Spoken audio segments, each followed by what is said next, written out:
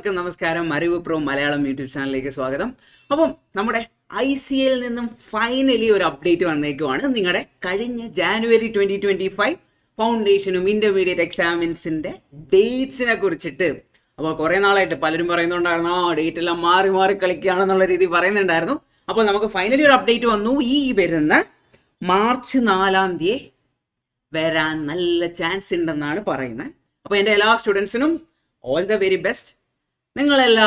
നിങ്ങളിപ്പോൾ അറ്റൻഡ് ചെയ്ത എക്സാം ജാനുവരിയിൽ ഏതാണോ അറ്റൻഡ് ചെയ്തത്, ഇന്റർ ആണോ ഫൗണ്ടേഷൻ ആണോ ഏതാണ് നിങ്ങൾ അറ്റൻഡ് ചെയ്തതെന്ന് വെച്ചാലും നിങ്ങൾ ക്ലിയർ ചെയ്യട്ടെ എന്ന് ഞാൻ ആശംസിക്കുന്നു.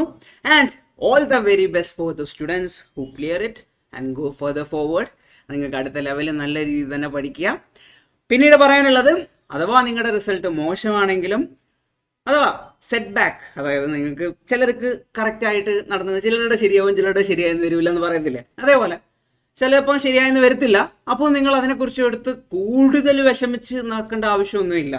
നിങ്ങൾ അടുത്ത അറ്റംപ്റ്റിന് വേണ്ടി പ്രിപ്പയർ ചെയ്യുക. എപ്പോഴും ഒരു 60 ദിവസത്തോളം 70 ദിവസത്തോളം ബാക്കി ഉണ്ടായിരിക്കും. 70 ഡേയ്സ് കൊണ്ട് നിങ്ങൾക്ക് വേണമെങ്കിൽ അടുത്ത അറ്റംപ്റ്റിലും ക്ലിയർ ചെയ്യാവുന്നേ ഉള്ളൂ. It's not at all about the result. അല്ല, it's not at all about the result എന്ന് പറയാൻ പറ്റത്തില്ല.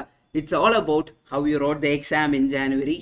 അപ്പം അതിനെ ബേസ് ചെയ്തായിരിക്കും എന്തായാലും നിങ്ങൾക്ക് റിസൾട്ട് വരാം. ഓൾറെഡി റിസൾട്ട് ഉണ്ട്, സംഭവം ഉണ്ട്. ഒന്നെങ്കിൽ നിങ്ങൾ ജയിക്കും അല്ലെങ്കിൽ തോക്കും, 2 രീതിയിലേ വരുള്ളൂ. അപ്പോൾ നിങ്ങൾ എന്താ ചെയ്യേണ്ടത്?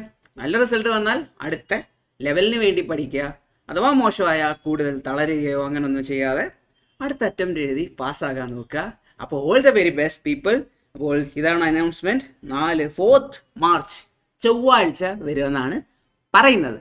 അപ്പോൾ ശരി, താങ്ക് യു, ബൈ.